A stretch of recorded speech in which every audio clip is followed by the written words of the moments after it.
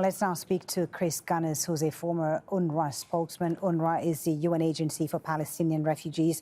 Chris, good to have you with us again on Al Jazeera. What do you make of this resolution calling for scaling up humanitarian aid into Gaza as urgently as possible and distributing as well? Are conditions right for this resolution to have an impact on the ground? This resolution is a green light for continued genocide.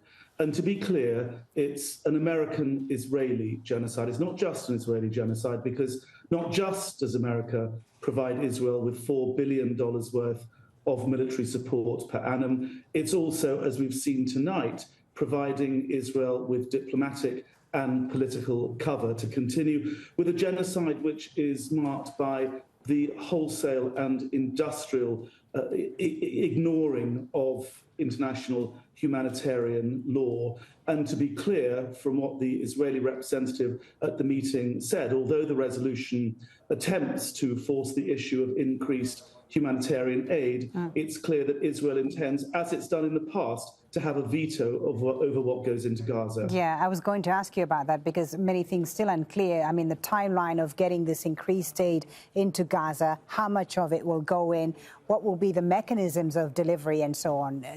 Was that clear to you from the text?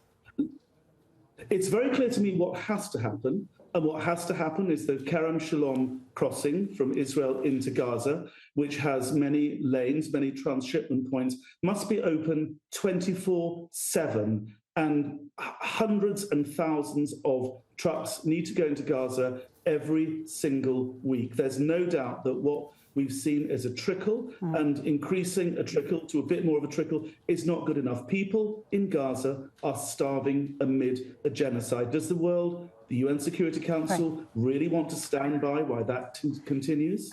I mean, you mentioned Kerem Abu Salem crossing being open there, but even if it's the case that it's open, will it really change anything when the Israelis are attacking even the crossings that allow aid to go into Gaza?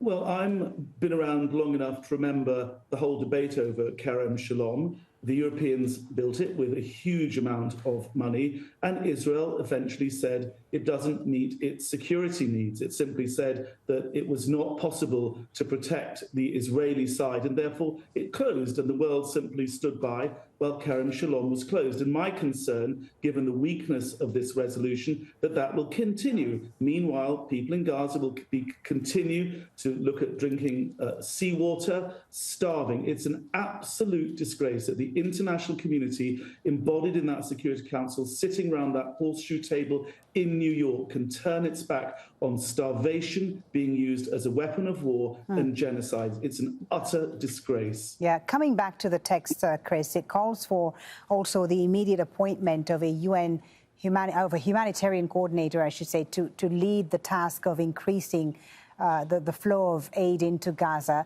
But the U.S. doesn't want the United Nations to have exclusive control of the deliveries, the U.S. and Israel. If not the UN, then who?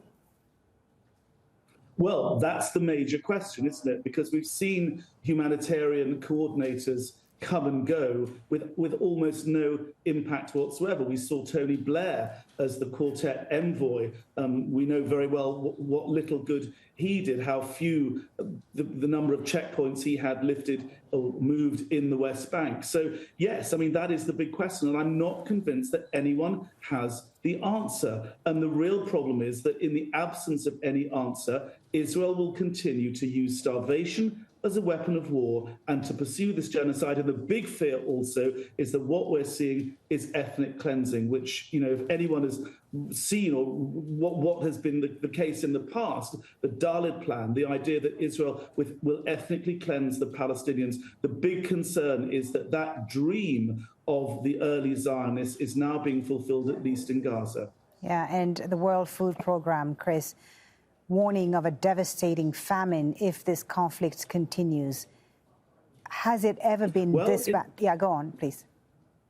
Well, for many Palestinians I talk to them, even the young Palestinians I talk to, say this reminds us of what our grandparents said about 1948. It's a Nakba, but it's a Nakba plus. It's a Nakba plus genocidal intent. We've heard what Mr. Netanyahu has said, invoking the biblical genocide injunction. We've heard what Yoav Gallant, the Israeli defense minister, has said about starving out these animals. We've heard the Israeli cabinet minister talking about dropping a nuclear bomb. So it's Nakba plus, and that is absolutely terrifying for the Palestinians, and it bodes very badly for Israel's security and for peace in the Middle East more generally. Chris Gunness, thank you very much for joining us on Al Jazeera. Thank you for your time.